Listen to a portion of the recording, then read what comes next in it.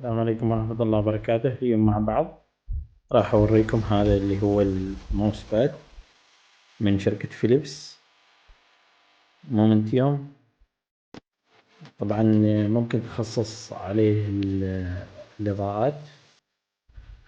طبعا مثل ما متعودين، مثل الأول راح أفتح لكم الصندوق. أول شيء تابعون.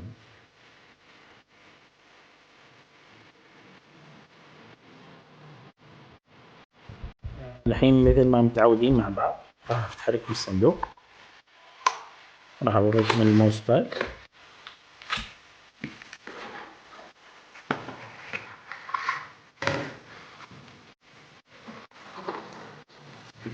طبعا هنا ما في شيء،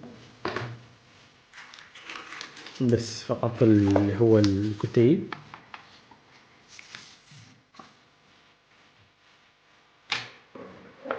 تمام، وهنا الكيبل. اوكي، خامات ممتازة. طبعا هذا اللي هو المايكرو يو اس بي عادي.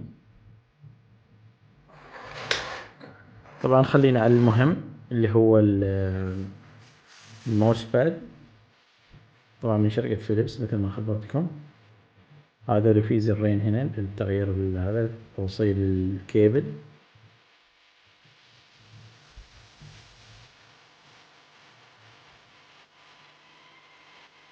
هذا هو. طبعا الإضاءات بتكون بهذا المنطقة اللي على الجوانب.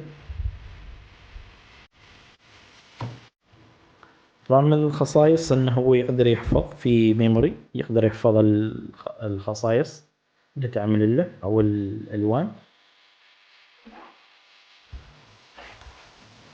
زين، هذا مثل ما راح ملاحظين سمارت ميموري، وتقدر تعمل ادجست حل البرايتنس،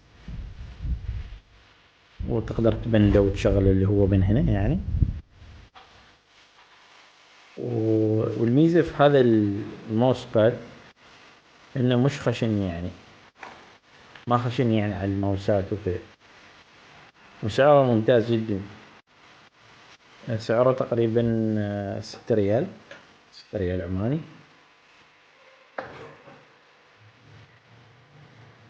طبعا شركة فيليبس معروفة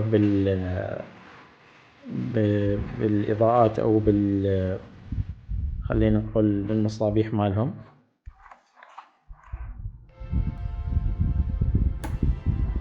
وبس مثل ما ملاحظين بشكل سريع ومختصر بغيت أوريكم هذا الماوس باد، وراح أستعرض لكم بعض الإضاءات والخصائص الثانية.